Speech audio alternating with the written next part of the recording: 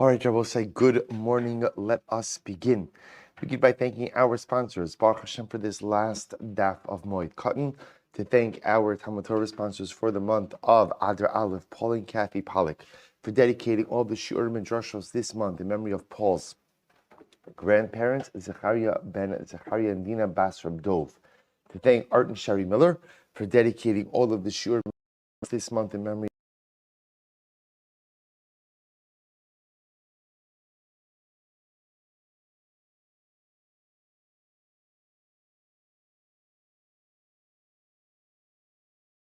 Holy Yisrael have a completed and enduring refuah. All of the neshamas will have an aliyah, and their families in a chama. And I will say with that, let us begin. So Baruch Hashem, we have the great zechus today to complete Maseches Moed Kattan. Today's daf is Chaf Tes 29, last daf Moed Kattan.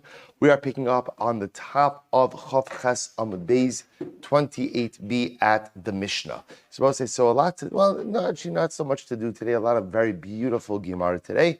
We'll have the opportunity to really delve into it. So it says the Mishnah, Noshim b'moed ma'anos v'alom etapos. So I will say we've seen this Mishnah actually quoted a number of times throughout the Masechta, actually throughout the last two prakim.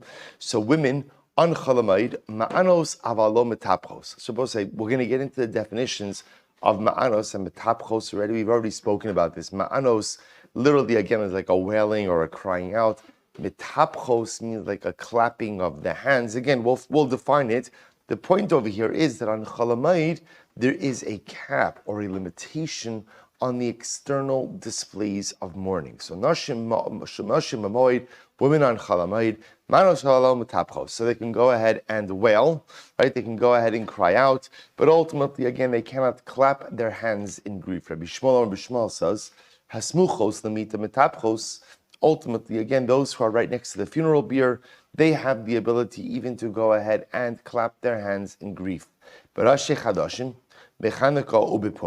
Similarly, again, I will say, so once we're talking about days or times in which one must diminish their external displays of mourning, so too again on Rosh Chodesh, Chanukah, Purim, Ma'anos, Umetapchos. They are permitted to go ahead and call out, cry out, and metapchos, as well as go ahead and clap their hands in grief. Bazeh ubazeh, but both again on Chalamayid, as well as on Rosh Chodesh, Chanukah, and Purim, lo mekonenos. They're not mekonenos. Now again, we'll define all of these. Mekonenos also sounds like a wailing or a crying out. We'll define the difference in just a moment. Nikbar ames, once the dead is buried, lo ma'anos v'lo metapchos. Good. So says the Gemara, Ezehu inui.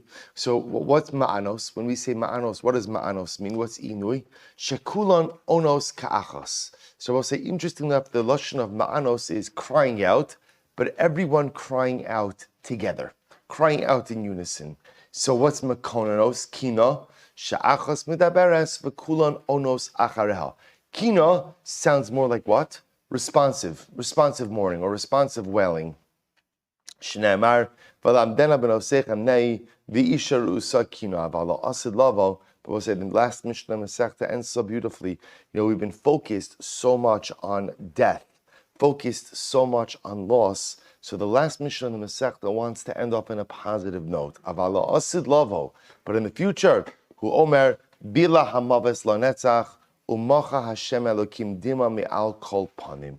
Quotes over here the pasuk from Mishael that reference to in the future, death will be swallowed up forever. And Hashem will go ahead and erase every tear from every cheek. I would say, so a very, very beautiful, almost like anticipatory tefillah, that in Meretz Hashem, death will be swallowed up. Now I will say, what exactly that means is very interesting. The notion of death is a fascinating one. The Medrash says at the end of Ma'aseh Bereishis, "Vayar Elokim es kol asher asa v'hinei tov ma'od." Hashem saw everything that He did, and it was very good. What was very good? The Medrash says, "Zeu hamisa." This refers ultimately again to death. This refers to death, right? That what Hashem made was very good was death. So I will say, so what's the pshat? That ultimately again everything that death was very good. So I'll say, interestingly enough, so what's the pshat? We wouldn't normally associate death as being something that's very good. So the commentaries explain, many of the commentaries explain, that I will say death is one of the greatest gifts that HaKadosh Baruch Hu gave us. Because think about it for just a moment. Without death, what's the impetus to accomplish? Without death, what's the impetus to say, I got to get my act together, right? If we were immortal, can you imagine what our lives would look like? We would live in a constant, ongoing state of disrepair. Because why should I take care of the things I have to take care of? Why should I fix myself? Why should I fix my life? There's plenty of time. Death is tov moed, because I know one simple thing. I'm going to die. It's an absolute surety. The only shaila is when. And I don't know when. I don't know will I be given the gift of old age, not be given the gift of old age. So because I don't know when I'm going to leave this world, I better get everything in order now. So what does it mean when Yeshayahu says that when Mashiach comes, death is going to be swallowed up forever? So again, many of the Mefarshim on the Pesukim say that what it means is tragic death. Tragic death, what we look at as maybe premature death, what we look at as sad death. In other words, people will die because death is part of the fabric of the human condition, an absolute necessity for life accomplishment. But perhaps these tragic elements of death will be swallowed up when Mashiach comes. Just a very, very important yesod. And I will say a very important idea as to how we're supposed to look at death. In Judaism, it's an interesting, Rav Shlomo Hirsch says that, if you notice, one of the interesting things is, by churches, you'll often find this, that one thing you'll find attached to almost every single church is a cemetery. Yet by shuls, you never find that. You do find it in Europe. In Europe, you find shuls, right? You find cemeteries attached to shuls, but that's often for a different reason. That's often because there was limitations on Jewish ownership of land. So Jews were allocated a particular amount of land, so you had to maximize it for everything. Rav Hirsch says, why is it that we don't have cemeteries attached to our shuls? And he says, because Judaism is a life-affirming religion. Because we don't look forward to death. We accept death, we embrace death, but we don't actively look forward to it. Other religions ultimately look forward to death because, again, they're promised this, they're promised that. This world is terrible, that world is wonderful. We believe in an olam haba, but at the end of the day, we recognize that the essence of where we have the opportunity to make a difference is in olam hazeh. But death is an incredibly important part of life. We don't run from it, we don't ignore it, we accept it, we embrace it, and we utilize the knowledge of it to live a more impactful life in this world. This life comes to an end, and we don't know when. We must make the most of it and do what we need to do now. Says the Gemara. So we'll say the Gemara talks about, again, the fact that the women would eulogize. What would they say? This is beautiful. So the Gemara says, Amarav, Vaila Azla, Vaila Chavila. So I will say, it's interesting. So apparently there used to be like some common things that people would say at Levayas. Common things, especially again, these the mourning women, the wailing women. What would they say? So Rav said, Vaila Azla, Vaila Chavila. So Vaila Azla literally means woe. Vai is like ay. Woe to the one who is leaving. Vaila Chavila. So we'll say, it's interesting. If you take a look at the Abenu you don't have to look at it, I'll read it to you. But Abenu on the bottom says like this. He says, Perish nashi d'shchensev hayu chachamos v'ama'anas ha'amos ayla holech. So ultimately, again, woe to the one who is going. Going, of course, a reference to death. And now listen to this. What's Chavila? So the Rabbeinu Hananel says that Chavila is a lashon of mashkon, of collateral. Vaila azla, vaila chavila. Woe to the one who is leaving. Woe to the one who must return his collateral. So we'll say, what's the collateral? The collateral is the neshama, right? My soul is collateralized. Ultimately, again, HaKadosh Baruch Hu gives it to me, but I have an obligation to go ahead and return it. So what's death? Death is a returning of the collateral, ultimately again to the Ribono Shel Olam. So I'll say, what an incredible yisod. My life is on loan. My life is on loan. My soul is collateral. My soul is collateral from HaKadosh Baruch Hu. So Vaila Azla, Vaila Chavila, Vamarava, Nashi Deshchensiv, the women of Shchensiv, which was a place. What would they say? They would say, Good Garma Mikacha, Venimti Maya La'antichi. So I'll say, they would make this. Now it's interesting. Good Garma Mikacha literally means the bone is cut from the tooth. But Rashi says, there's something interesting. Rashi says, good garma mitacha naflu halechayim. The cheeks have fallen. So I will say this is a reference to something really amazing if you think about it. You know, when a person passes away, the halacha is that if their mouth is open, you're supposed to try to close the mouth. But sometimes you can't. Not because of rigor mortis, just sometimes you can't, just because the way the muscles are, the mouth doesn't close. So I'll say, how incredible is it that sometimes a person in life, you know, is fascinating. We control so much when we're alive. We control so much. The important things, not a lot of things I don't control, but I control so many things when I'm alive. I control the kind of person I'm going to be. I control my reactions to certain things. I control how I'm going to utilize my time. And death comes, and naflu, again, they say, good gara mikacha. The cheeks go ahead and fall, which means, again, the mouth opens, and I can't even close it.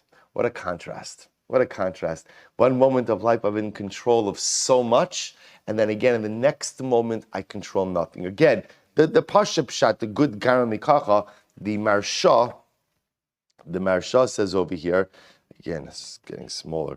Good Gara Mikacha, the Marsha says, yeah, so good. So Rashi says again, that the cheeks open, but again, it literally means the bone is cut from the tooth, the nimti ma'ila tuchi, which means the water goes back into the kettle. That was the pshat, that the water goes back into the kettle. Rashi says, Kilomar, Hadri Maya Lamafrea Klapi Mala.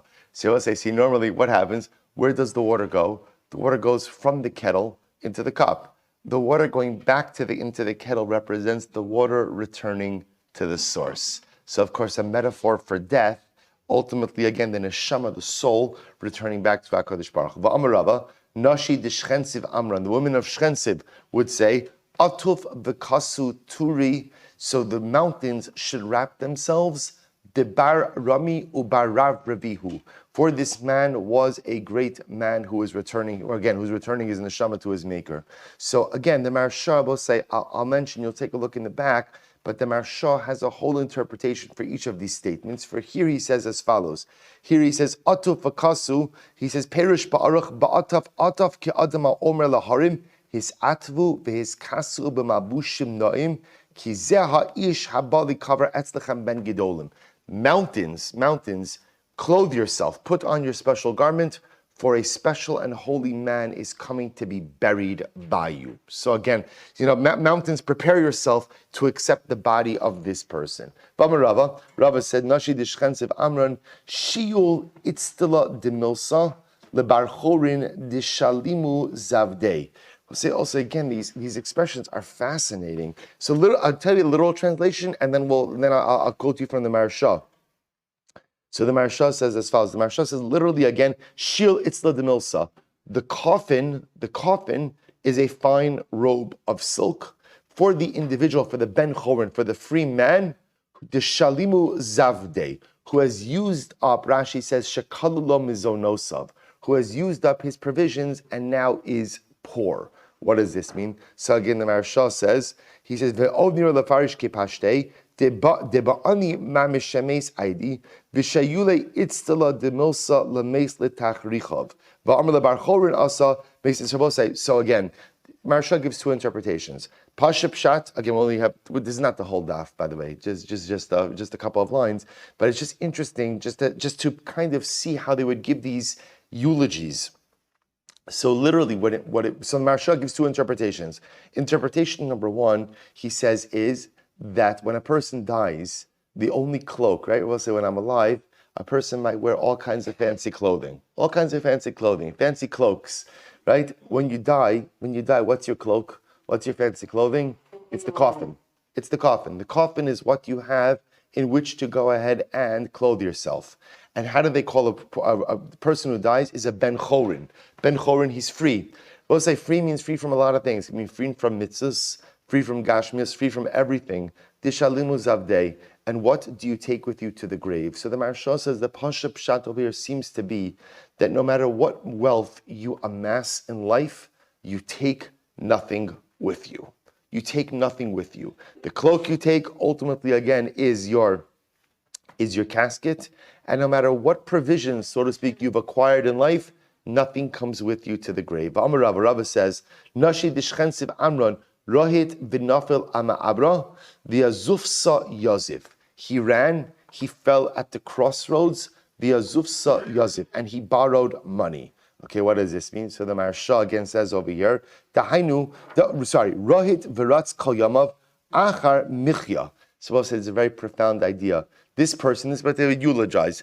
Person ran after his parnasa his entire life. V'ata, and now nafal ama'abra b'makom ma'abaris me'olam hazeh li olam haba. And now he has fallen at the crossroads. The crossroads represent the crossroads between this world and the next. V'ayuse Yosef v'chov shalova adayin alav, and yet he still has to repay his debts. So you notice, by the way, a theme. The theme being that no matter what you accomplish in the material world, you can't take it with you.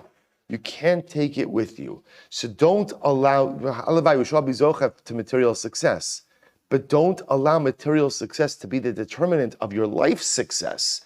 That might be a chelik of your life success in this world, but none of that comes with you to the world to come. So we'll say, listen to this lashon, nafel, right? Sorry, this guy spent his life running. Now we'll say, remember again, I'll also point out that these eulogies, I don't want to use the word like canned eulogies, but they were the type of things that people said at Levias in general because they weren't necessarily specific about the person who passed away, but rather were what?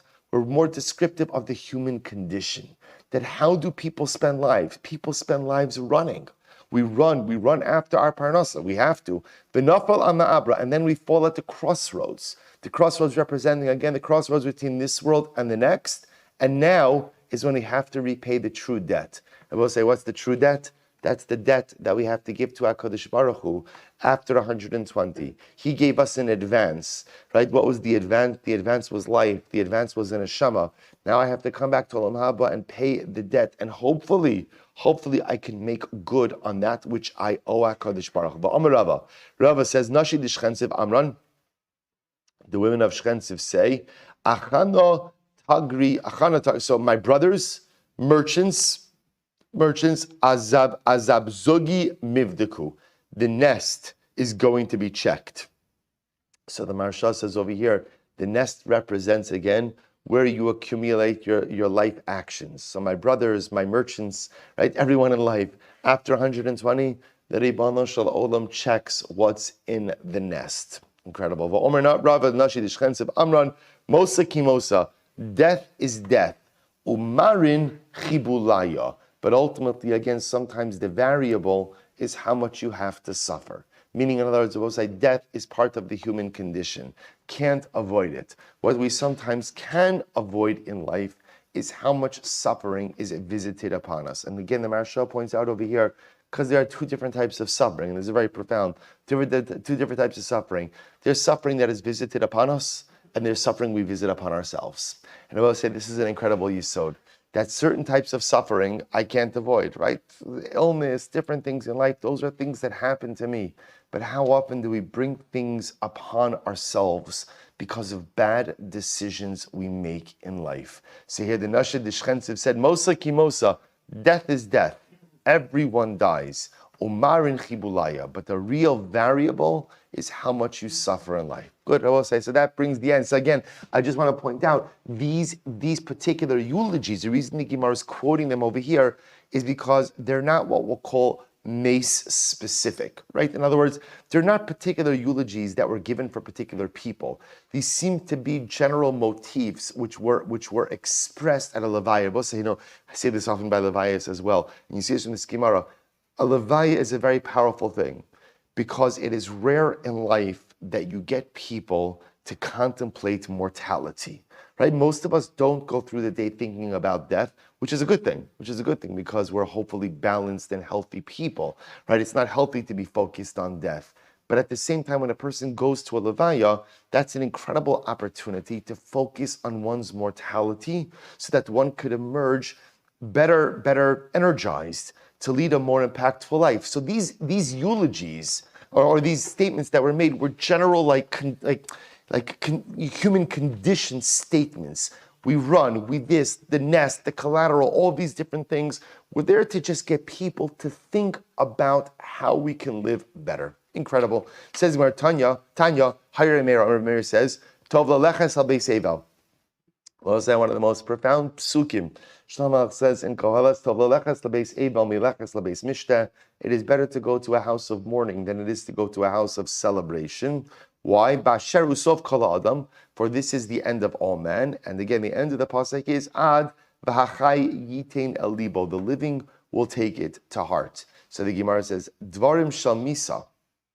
What will the living take to heart? So we'll say the living will take to heart the entire dynamic of death. How so? Tiyasped yispedune. If you eulogize people, people will eulogize you. Tiyikbar yikbarune. If you bury people, people will bury you. Tiyitan yitanune. If you help to lift the mace, people will help to lift you. Tiyadel yidlune. Rashi says over here, if you eulogize people, people will eulogize you or lift people up through eulogy. So we'll say v'ika da amri. Others say lo yidal yidlune. If you don't go ahead and raise your voice, in other words, if you don't make a public spectacle from your eulogies, in other words, you do things in a modest way, then ultimately again yidlune. People will go ahead and eulogize you as well. Kitov amar lacha alahina. So we'll say a very profound Gemara. The idea being that it is important to participate in giving kavod hameis, in giving honor to the dead. And when we could participate in a levaya, I will say, unfortunately, sometimes what ends up happening is, we only go to levayas or we only go to shiva homes when it's people that we know. And it's incredibly important, I often hear this from people, after they sit shiva, Rachmana litzlan, they say, I now realize how important it is to go to shiva homes. Even if I don't know the person. Because, when you're the person sitting Shiva, and if you're that person who they have trouble getting the minyan for, or this, that, you begin to realize that you become fully and wholly dependent on other people.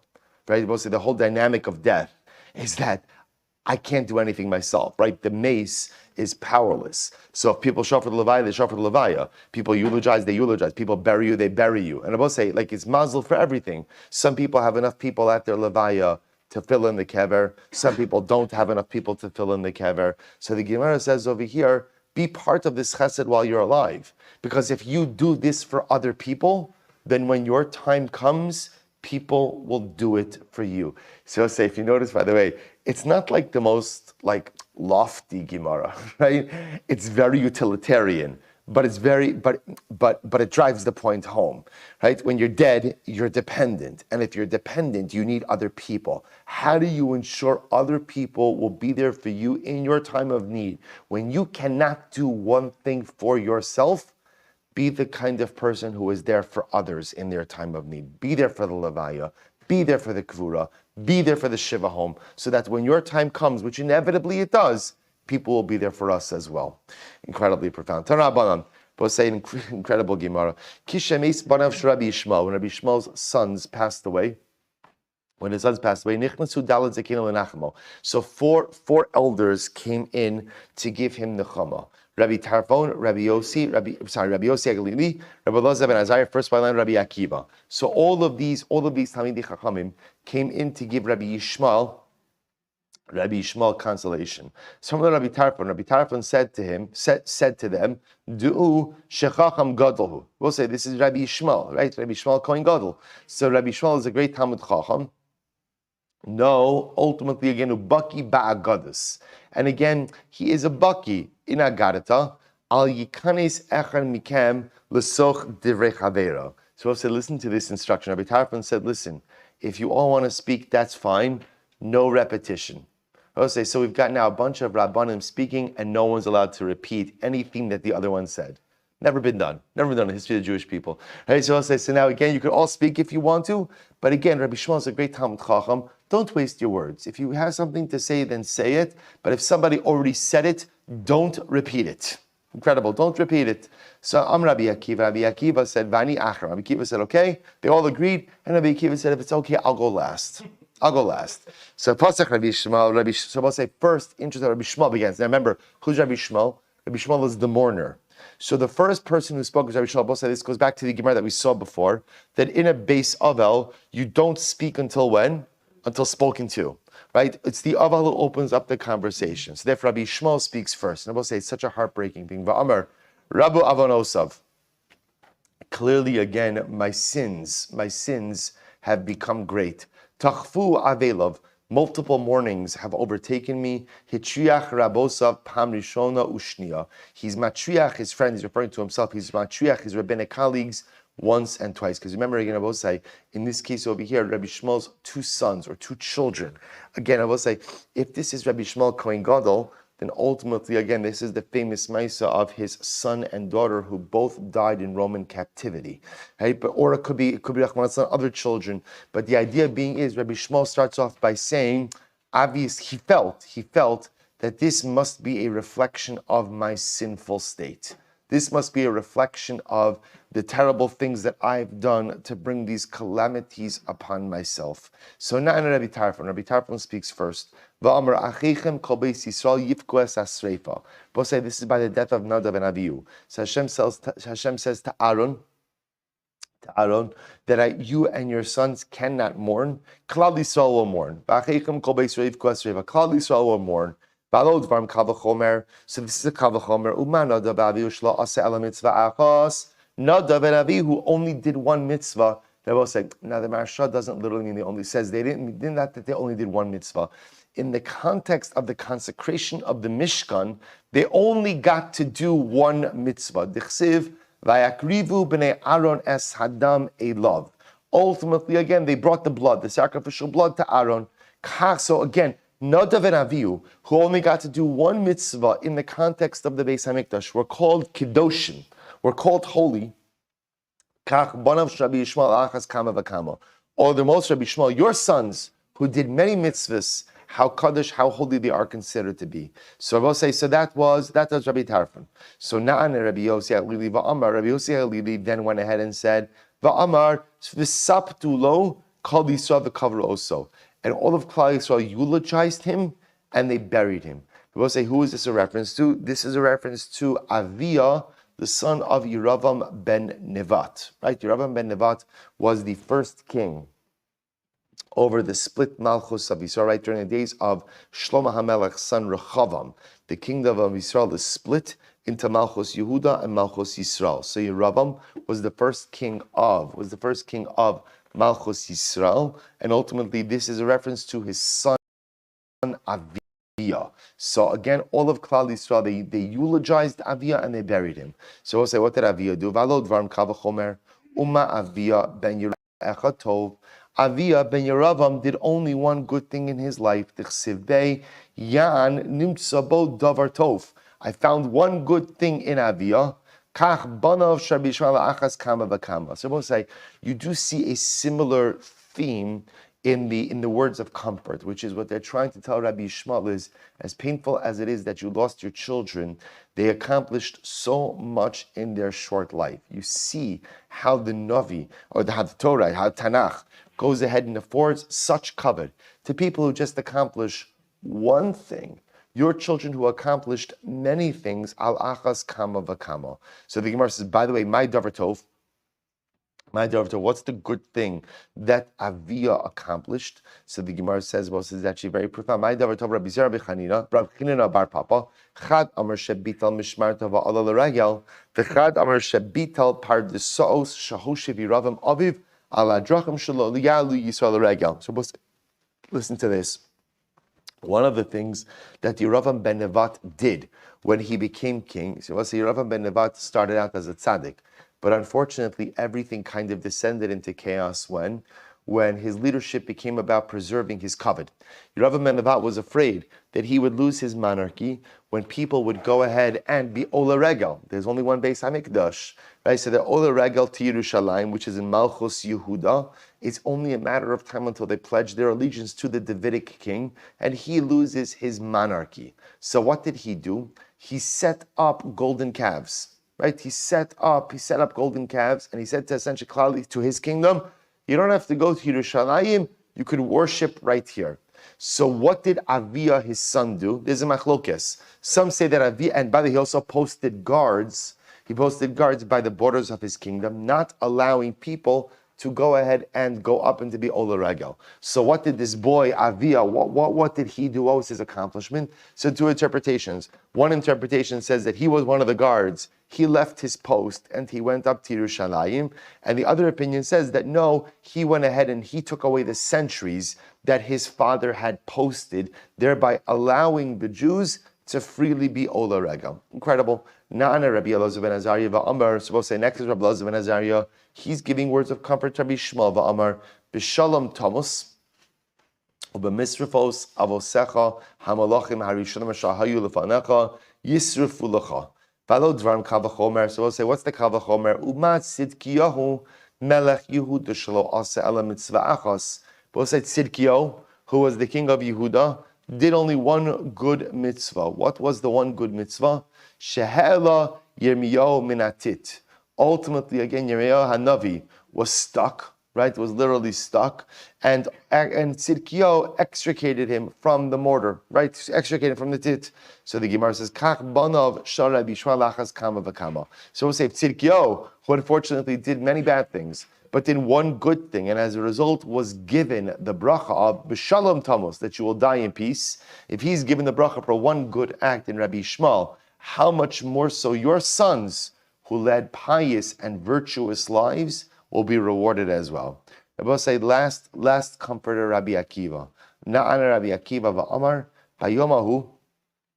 On that day, yigdal hamisped b'Yerushalayim kemisped Hadadrimon bebikas Megiddo. But if you remember again, we had this Gemara already. We had this Gemara Mesachas Megillah, or Mesachas Tainus. So the Gemara says, on that day, there will be a great eulogy in Yerushalayim, like the eulogy of Hadadrimon. It was Hadadrimon ben Tavrimon in the valley of Megiddo. Va'am Rav Yosef says, Ilmale Targume dehaikra lo haviyadana mai ka'amar.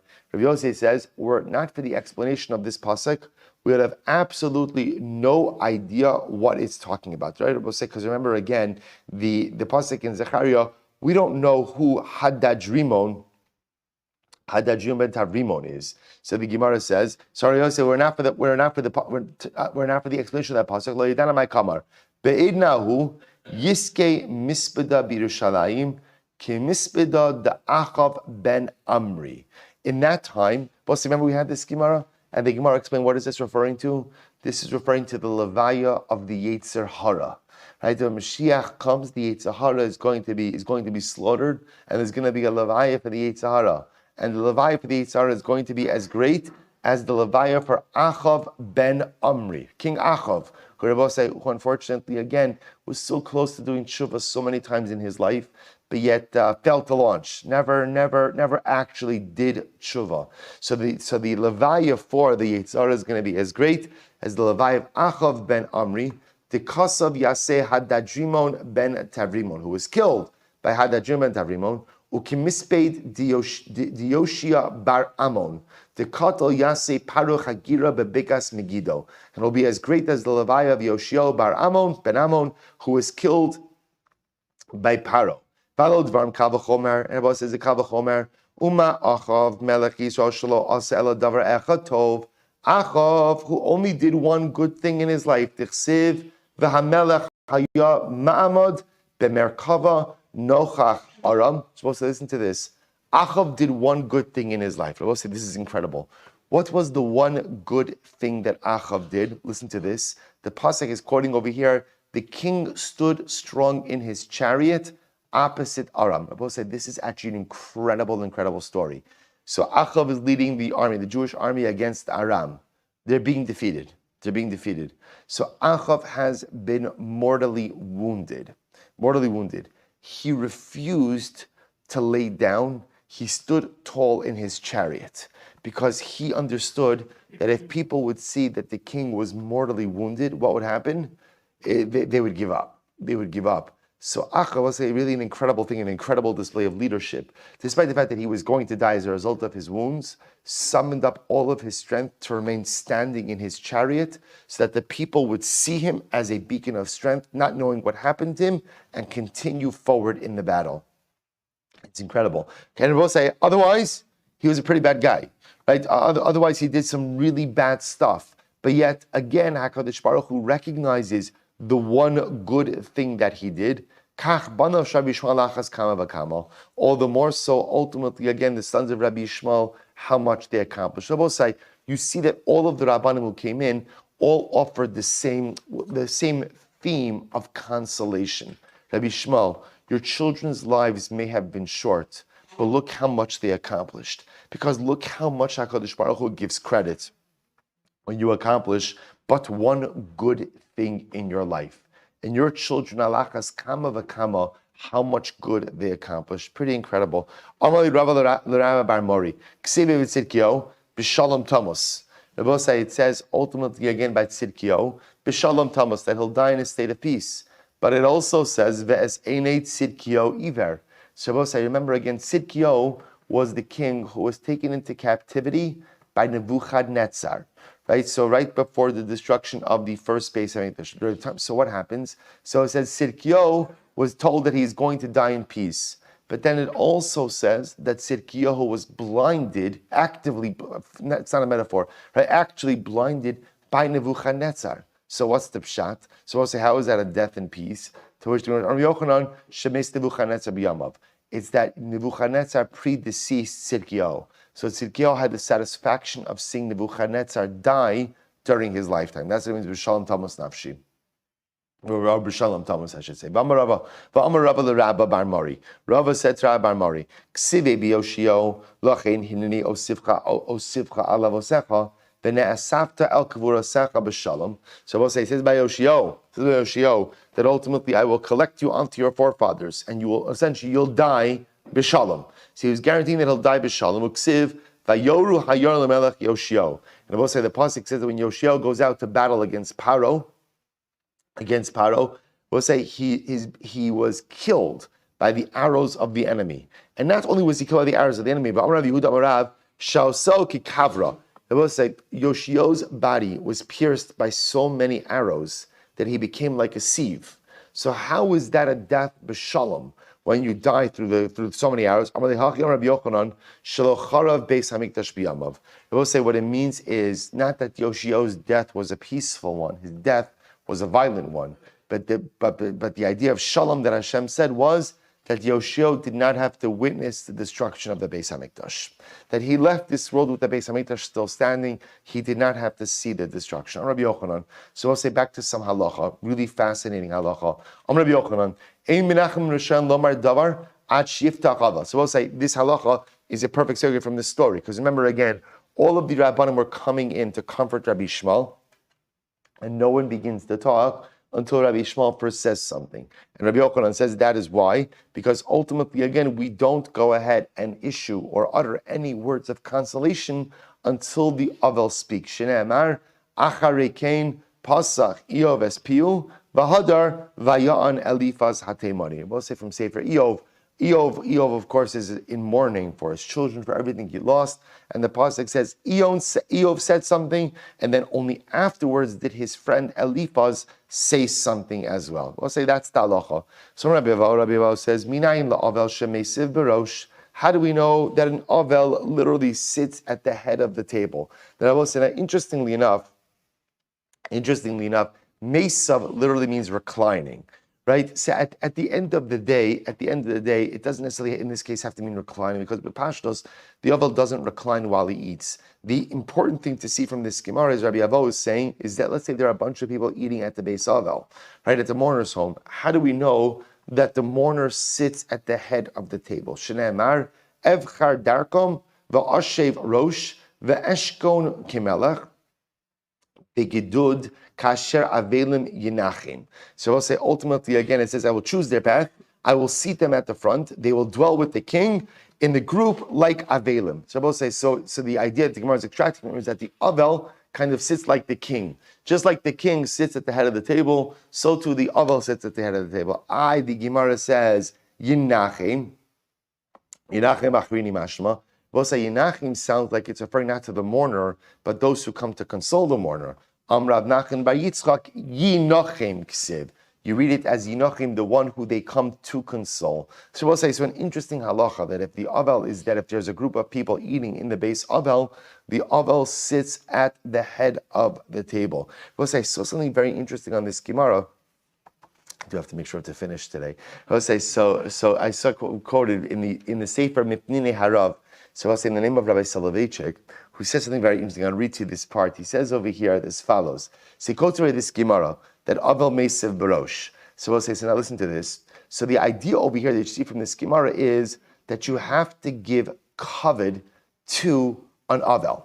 The idea of the Avel sitting at the head of the table is that the Avel gets kavod. Right? You have to give, so I'm not just there to console the Avel, but there's this comparison in this interesting way between the Avel and a Melech. Melech gets kavod, the Avel gets kavod. So Rabbi Soloveitchik said based on this something very interesting. He says, can you do nichum avelim by telephone? Let's say I can't make it over to the base Avel. Can I call up the Avel? Can I call up the Avel and do nichum avelim by phone?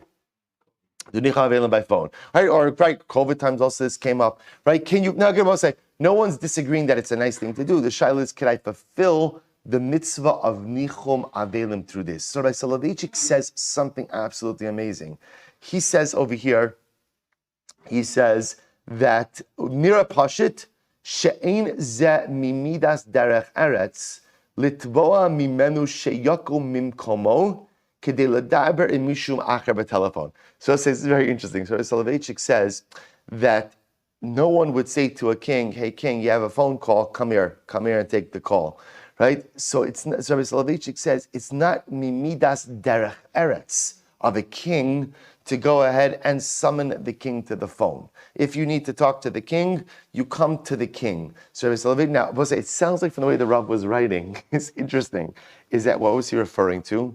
So telephones with a cord. You'll Google it, right? If you know, I'm getting some quizzical expressions over here, right? Phones used to have cords, right? So it sounds like what they're describing over here, ultimately, again, is like, the phone rings, right? The phone rings in the kitchen. There's a cord. You have to tell the Avel, you have a phone call, come here. Rabbi Soloveitchik said, that's not Mimidas Derech Eretz. The king doesn't go to anything. Everything comes to the king. So Rabbi Soloveitchik actually said that halacha l'maisa, one could not go ahead and fulfill the mitzvah of nichum avelim with a phone call, because that is not in accordance with the kavod of the avel. Now, I think the truth is, based on what the Rav is saying today, especially again with cell phones, where you could just somebody else could answer the phone, and bring it to the avel. It would seem that one would be able to fulfill the mitzvah in that way. Rav Moshe also discusses this, and Rav Moshe says something amazing. He says, this is incredible. There are two parts to the mitzvah of nichum avelim. Two parts to it. Right? He will say one part is the kavod you give to the living, and one part is the kavod you give to the dead. The kavod you give to the dead through nichum avelim is only accomplished through showing up in the shiva home. The comfort you give to the living could be accomplished even through a phone call. So Rav Moshe Paskin, interestingly enough, that you could fulfill nichum avelim through a phone call, but only one part of nichum avelim, only kavod to the living. But the kavod that is given to the dead is only experienced when one actually shows up in the shiva home. Quite fascinating. So the Gemara has more to talk about, but we have to go back there. Says the Gemara. Good. Good. Amar Rav Nachman bar Yitzchak. Yinachim fine. Marzutra Amar Mehacha Besar Merzach Seruchim Merzach Nasa Salas Seruchim. Good. Amar Rav Chaim bar Chanina Minayin L'Chasen Shemei Berosh. Similarly, again, how do we know that a chassan sits at the head of the table? So we'll say it's a very interesting comparison over here, right? The avel is treated like a melech. The chassan is treated like a melech. Shnei Amar ki chassan yechahin pe'er. Ma kohen brosh, because it compares a chassan to a kohen. Just like a kohen ultimately, again, sits at the head of the table, is given kavod. Af chassan barosh. Ultimately, again, so too chassan sits at the head of the table as well. But kohen gufei minalan. How do you know that a kohen is afforded a heightened level of honor? Tistan Rabbi Shmuel v'kidashto. The pasuk says, "You shall sanctify the Kohen. L'chal davar shebikdusha, liftoach rishon, levarich rishon, litalmone yafa rishon." I'm going to say, what does it mean to vikidashot, to sanctify the Kohen? The Kohen goes first for everything. He's given the first opportunity to bench. He goes through the door first. You offer him food first. So we'll say, isn't this incredible? So chassan is compared to a Kohen. Avel is compared to a melech, and therefore everyone is given kavod. I will say it is quite fascinating. Why would an Avel be given covered? Why would an Avel be given covered? I will say there is no greater moment where a person is open and receptive to growth and sees life for what it is than when a person is in Avelus, right? There is an opportunity for unprecedented spiritual growth when a person is in Avelus, because when a person experiences death of a loved one, all the things that we hide behind in life come down. And a person sees life and sees themselves for who and what they really are. And there is a moment there of such incredible introspective growth that a person like that is considered to be as important and as holy as the Melech. Incredible yisod. All right, let's go back.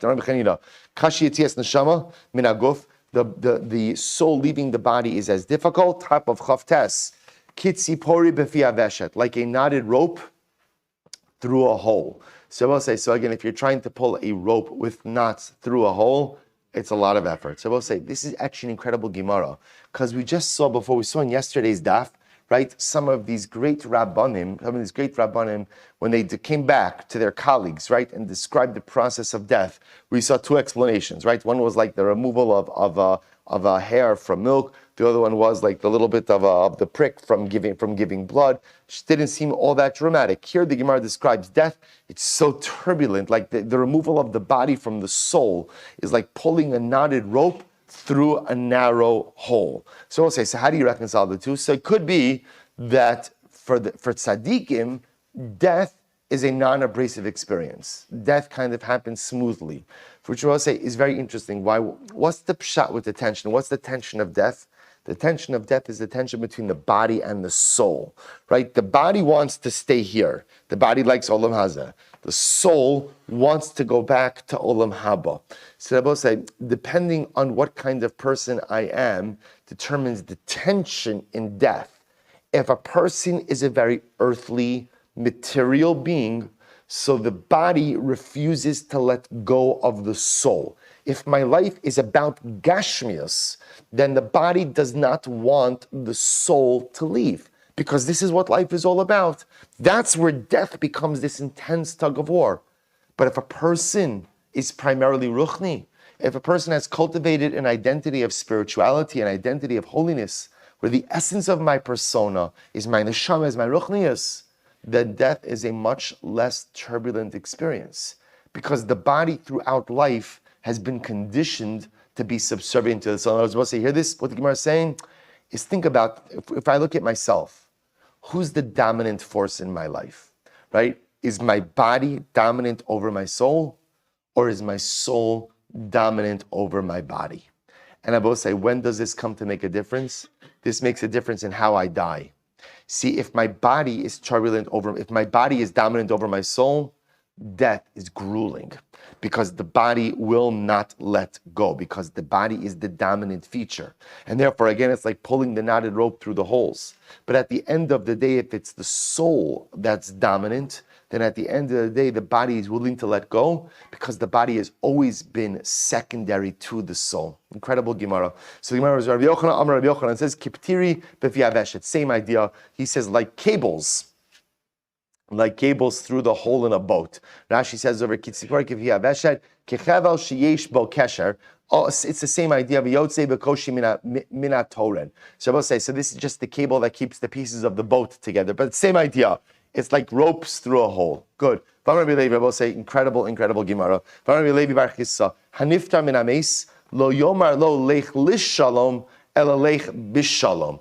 I will say, this is an incredibly important yesod. The Gemara says, when you go ahead and you depart from someone who has died, the greeting you give greeting. So the words you say to a person who has passed away is lech lish shalom. Go to peace, right? Go to peace. Rather, the Gemara says, "Haniftar min achai lo yomar lo lech bishalom." I'm sorry, just the opposite. Lo yomar lo lech lishalom ela lech bishalom.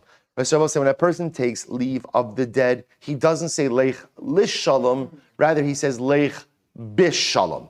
Don't go to peace, but rather ultimately again go in peace. Haniftar min achai, person who takes leave of the living, lo yomar lo lech bishalom ela lech lishalom.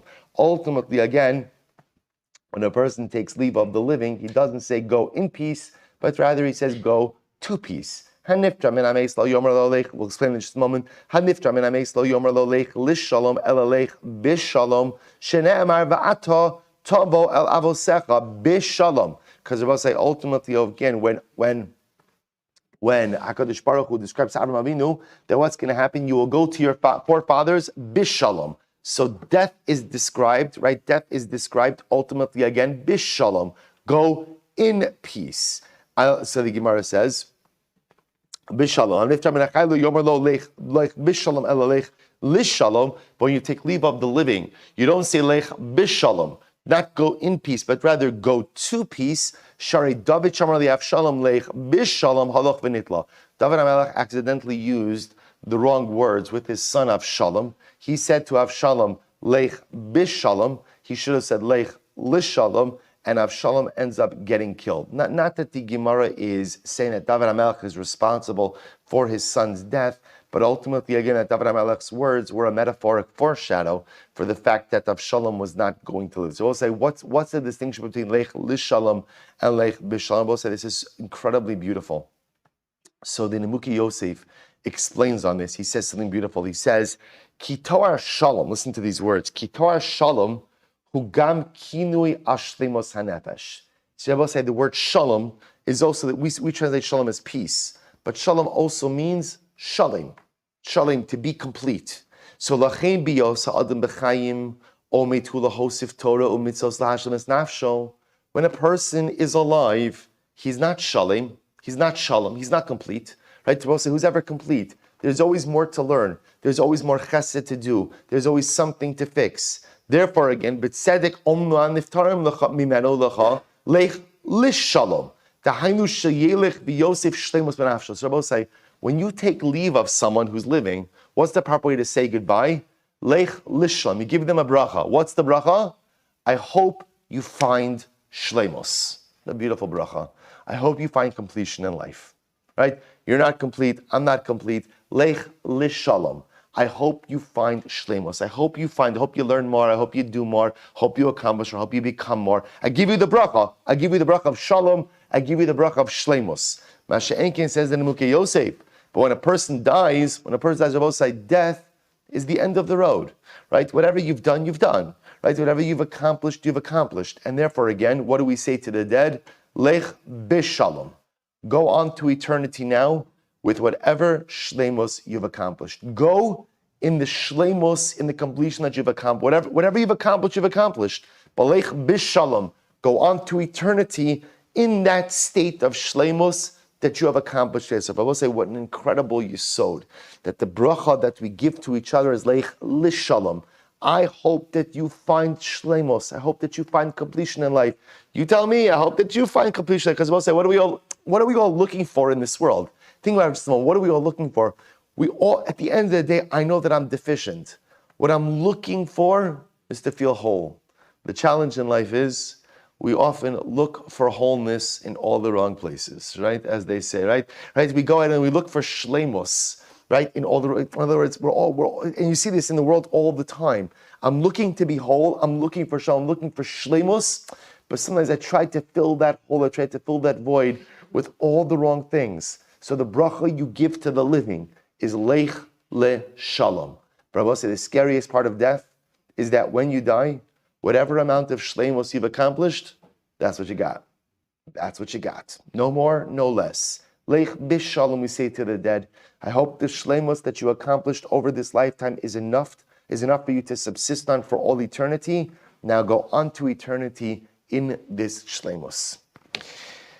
Yeah, it's incredible. So the Gemara goes back to Yisro Asham Moshe lech lishalom halach v'etzliach. So Yisro said to Moshe Abenu lech lishalom, and Moshe Abenu went on and was matzliach. Rabbi say, isn't this an incredible Gemara? That the Gemara what does the Gemara attribute Moshe Rabbeinu's success to? What does it attribute his success to? To the bracha he got from the shver. Right? His father-in-law gave him a bracha. So now really? Moshe Rabbeinu's success is because, right? Yisro says to Moshe, lech lishalom, and therefore Moshe Rabbeinu is successful. We'll say, but you see something amazing over here. Take whatever brachas you can get in life, right? And even the bracha of an ordinary person is something so significant and something so meaningful. There's no such thing as when one Jew, or in this case, even one human being, gets a bracha from another human being, Rabbi say, that is special. Take it, because you never know whose brachas really means something in this world. Rabbi say, conclusion of Masechas Moed Kattan. Conclusion. Rabbi Levi, we'll say, listen to this Gemara. A person, I will say, who goes ahead and goes from the shul to the Beis Medrash, because also remember again, in times of the Gemara, you often had two different spaces. You had a Beis HaKnesses, which is where you davened, and a Beis HaMedrash, which is where you learned. So the Gemara describes over here a person who goes from davening to learning, from learning to davening. Beis HaKnesses, Zocha u'mekabel pnei Shechina. We'll say, will be privileged to see the Shechina. We'll say, by the way, this doesn't just mean after 120. It doesn't mean the afterlife. We'll say, think about it. A person who goes from the Beis Medrash to the Beis HaKnesses, right? The person who does this, who spends his life going back and forth. Again, it doesn't mean all day. I have other things I have to do also. But a person who makes the Beis Medrash, the Beis HaKnesses, a fixture in his life, is zocha to see the Shechina. We'll say, it's not an esoteric bracha. Who's in the Beis Medrash? Who's in the Beis HaKnesses? The Ribbono Shel Olam. So on every single day I show up to shul, every single day I show up to the Beis Medrash, I am zocha to see the Shechina. Shene'emar Yelchu Michayil El Chayil Yira El Elokim B'tzion. So we'll say it's very interesting.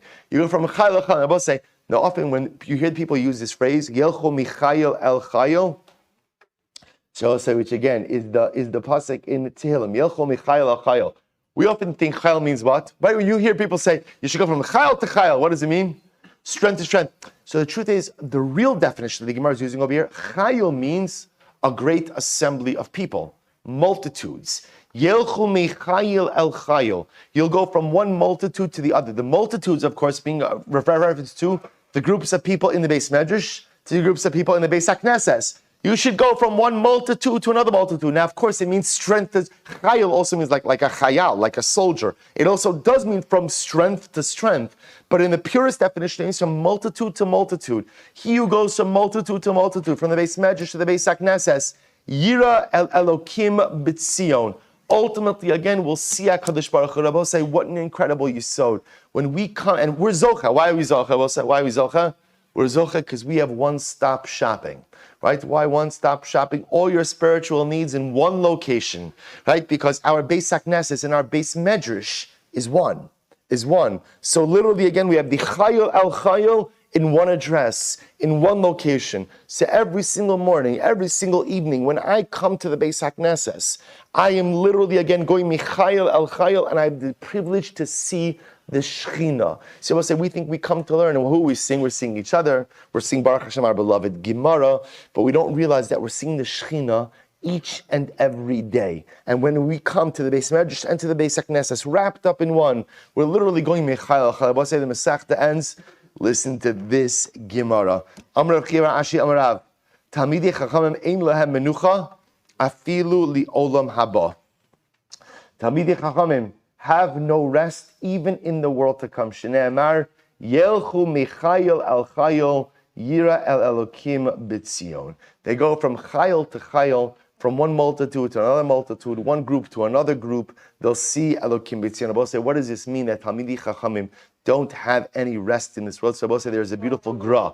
It's actually a gra Maseches Brachas, and the gra says this. Abba say, listen to this. Diva Olam Hazeh Nikra Ha'adam Holech.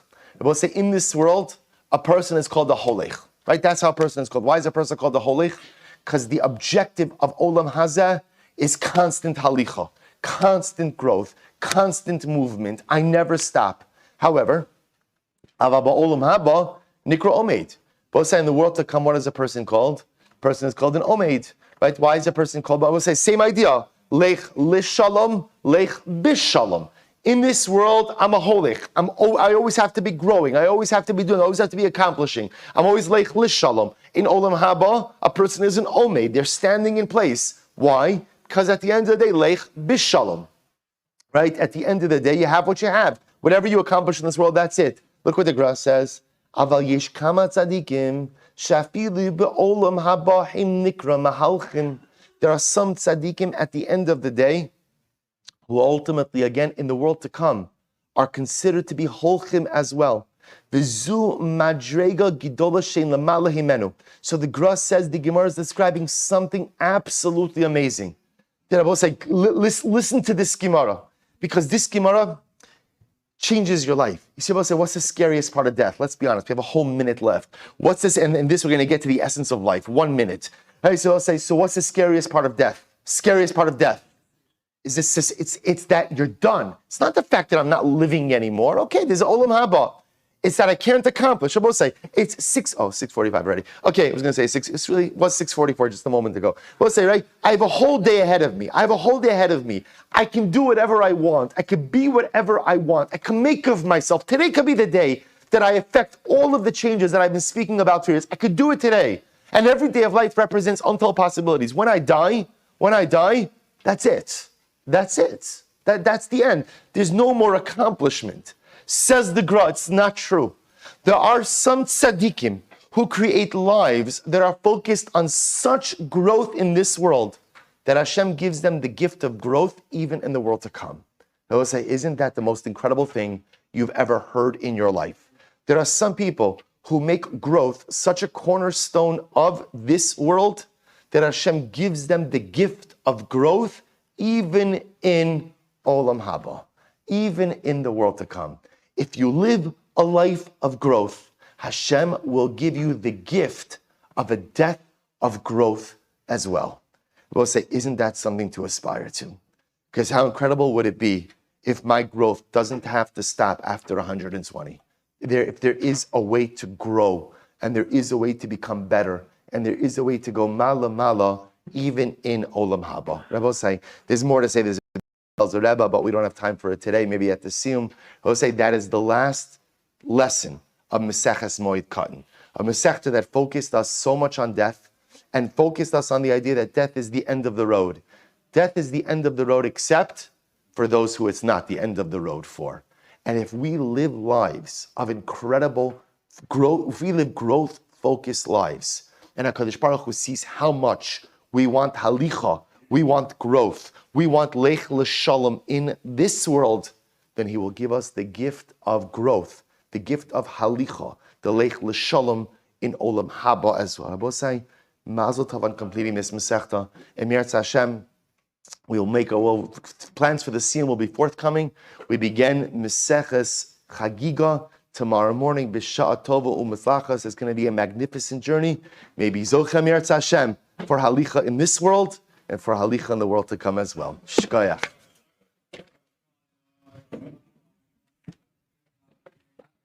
Amen.